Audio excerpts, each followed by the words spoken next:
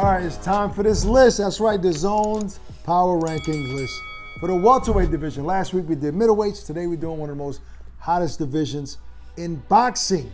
And here's our top five. At number 5, Vergil Ortiz. Number 4, Shawn Porter. Number 3, Manny Pacquiao. Number 2, Errol Spence. And number 1, Terrence Crawford. Barack, the one thing I have to start off by saying is this. Manny Pacquiao has not stepped foot inside a ring in over 2 years. 2 years, yes, he beat Keith Thurman. But that was 2 years ago. What have you done for me lately? And guess what? There's a champion by the name of Ugas, a welterweight champion who is not on this list. I love Vergil Ortiz. He's a future world champion indeed, but I don't see him being on this list over Ugas. Sorry. I don't know why the first thing you pointed out was Manny Pacquiao. Now, okay, fine. You seen Vergil. First thing I saw was Vergil Ortiz. When you got Danny Garcia, you got Ugas, you got Keith Thurman, you got guys like that. Now, fine. Manny Pacquiao hasn't been in the ring for a year and 9 months, but who's counting? You know, but damn. I said over 2 years? Damn, see, that's how long it feels. It feels like longer than 2 years. True. It does feel like that. It does feel like 2 years. A year and 9 months is very close to 2 years. You know, but damn, where do we put him then? Do we like take him completely off the list like they do the pound for pound and champion in recess or whatever? Like, I don't know. But let's just say we had to take Keith Thurman and we had to take Manny Pacquiao off.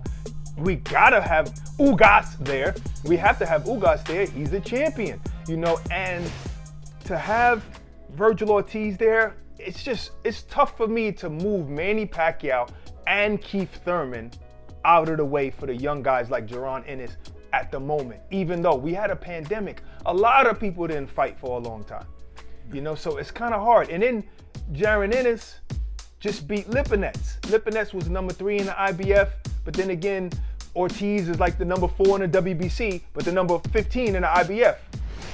I can't get it straight with these. Listen, and this is subjective, right? You know, a lot of people play a part in this list, you know, here at the Zone, but it depends on how you're ranking it. Like if it's about, you know, accolades or being decorated, obviously you have to have Ugas in there because he's one of the champions, right? If it's just based on your opinion on who are the best welterweights in the world, like the most talented, the guys that wow you the most, I mean, then I can understand where if you want to put a Jaron Ennis in there or Vergil Ortiz.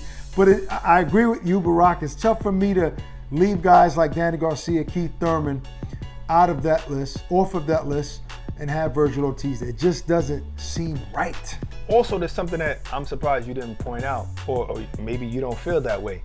I think Spence is the number 1 guy because of the guys that he actually fought at 147. Yes, I know Crawford might be higher on the pound for pound list because of his whole catalog of achievements, you know, but as far as 147 pounds, he beat Mikey Garcia and Shawn Porter.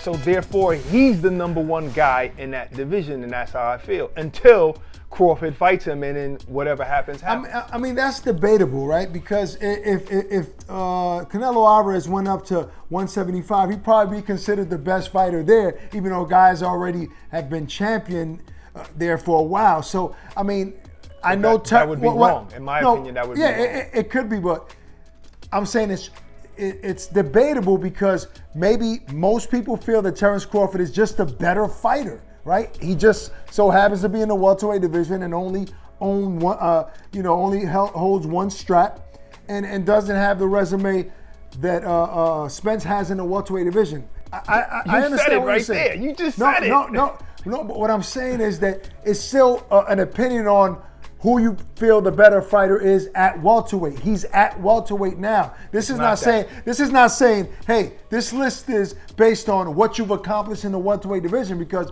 Vergil Ortiz hasn't really accomplished much in the welterweight division yet. I'm talking about straps here. I'm talking about hardware. I'm talking about belts, right? Of course he has. I mean, that's why we even having a discussion. I feel like Vergil is definitely going to be a world champion at multiple divisions. What I'm saying now is, in my opinion, this list was based on who you feel is the best in the welterweight division. Maybe it's not about what you've accomplished in that division. No list can be about feelings. It just can't. It just can't be about feelings. Then Jaron Ennis might be the best in the division to some people because of their feelings. He's looking great, just like Errol Spence when he came into the game. He was looking spectacular, but guess what? He's still spectacular, and he's accomplished the most in that division. He deserves to be the #1 guy. Whether we think or whoever thinks that Bud is better, that doesn't really matter. It's just about accomplishments in that division. Yeah, but Barack, I'm real quick. I don't want to harp on this, but you feel that Terrence Crawford, if he's not #1 in the world, you feel like he's #2, 100%. past right behind Canelo Alvarez. So think about that. Because it's a about little skill. hypocritical. All right, but maybe this can be about skill. This list, maybe it's about skill. We're labeling it the welterweight division to exclude fighters from every other division. But it's still essentially the same thing. If you think Bud Crawford is #2 in the world, how can you put him #2 behind Errol Spence when you don't have Errol Spence above him on a pound-for-pound list? We're just narrowing the amount of fighters talking about the welterweight division. Because this is not about skill set.